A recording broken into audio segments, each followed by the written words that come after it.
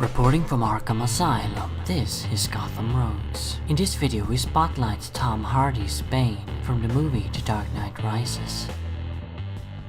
It's another episode of Batman movie villains, and we've now reached Bane, played by Tom Hardy in Christopher Nolan's The Dark Knight Rises from 2012. In the movie we meet Bane, an eccentric and fearsome mercenary who kidnaps and fakes the death of a Russian physicist. Bane then comes to Gotham and hijacks a fusion reactor built by Bruce Wayne to supply the world with clean energy. Using the Russian physicist, the mercenary has the reactor converted into an atom bomb instead, capable of blowing up the entire city. It turns out that Bane is working with Talia, played by Marion Cotillard, the daughter of Ra's al Ghul, played by Liam Neeson, the former leader of the ancient vigilante organization known as the League of Shadows. Of course, Ra's was killed a decade earlier when trying to destroy Gotham using fear toxin, and now the League is back to finish the job that he started. Talia also holds Bruce responsible for the death of her father, as it was he who stopped the villain's plot in the guise of Batman. Bane himself is a devoted follower of Talia and was once a member of the League as well.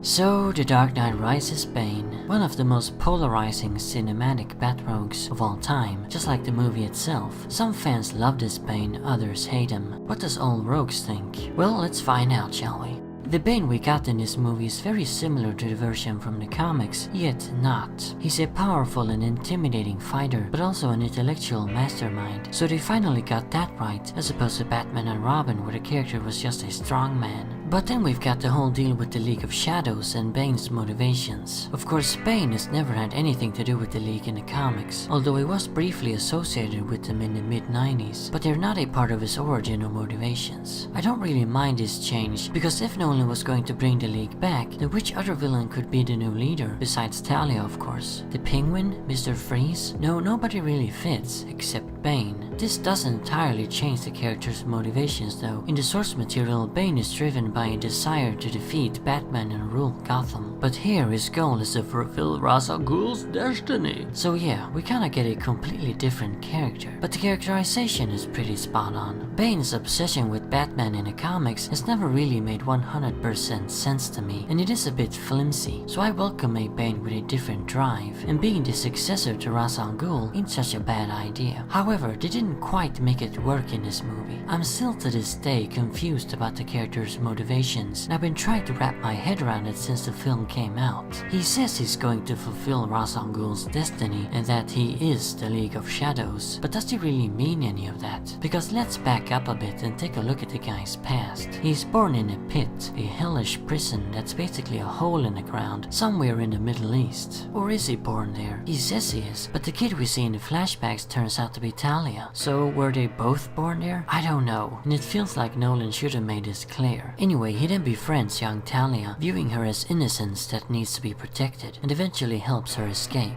As punishment, the other inmates disfigure the guy in the face. Then he's rescued by Ra's and the League, sent by Talia, and they accept him as a member of their merry little band. However, Ra's then excommunicates the guy for being a reminder of the hell his wife had to suffer in, or because Bane loves his daughter Talia, or both, or something. And in what way does Bane love Talia? Is it a platonic love? Romantic?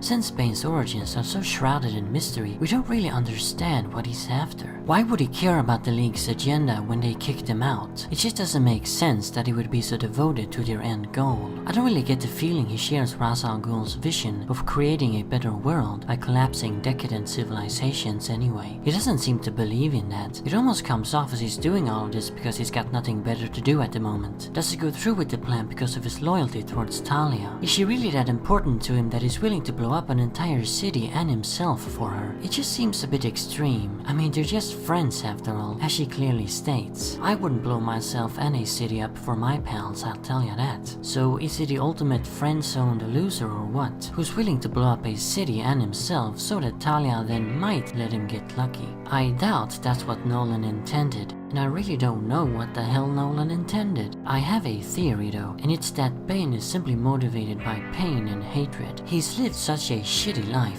filled with pain that he just hates everything in the entire world. So he wants to die and wishes to take as many others with him as possible. Talia is his kindred spirit, and she's the same way. That's why they're so loyal to each other. Nothing like this is ever made clear in the movie though, so like I said, just a theory.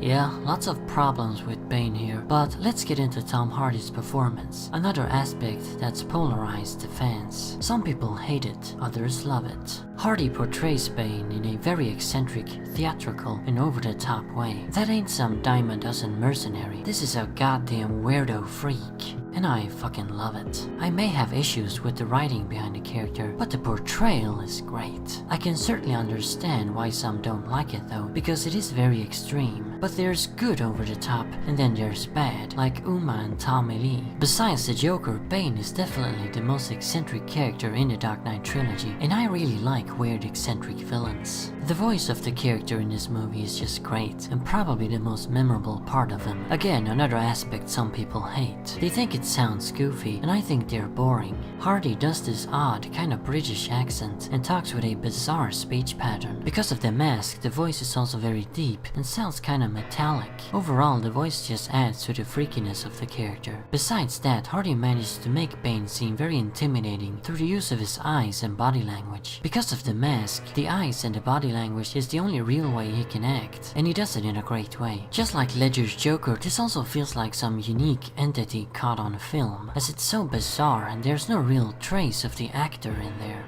So the visual design, it's another important aspect why this take is so special. He looks nothing like Bane does in the comics. He's not a giant beast, although Bane isn't always as large as the Hulk in the source material either. He wears military style outfits as opposed to a wrestling getup. He's bald, and of course the mask looks completely different. The mask also serves an actual purpose here, as it keeps him alive and feed him with painkillers. It doesn't make a lot of sense, but I like it. The fact that he's disfigured and needs a weird clunky metal mask to survive just makes him all the more of a freak, and Bane never really was that big of a freak in the comics. The reason he wears a mask there is because the venom tubes are attached to it. That seems weaker in my opinion, and the freakier the villain is, the more I like him. Bane doesn't have his venom in this movie, instead he's just a guy who happens to be really strong. I don't exactly know how the mask plays into that, as all it does is remove his pain. I guess it's just a coincidence that this really strong fighter happens to wear a freaky mask. So yeah, if you look at it that way, it isn't really done that well. It's kind of odd to replace the venom with a painkiller mask, as it isn't even anything similar. But what can I say, I still like it.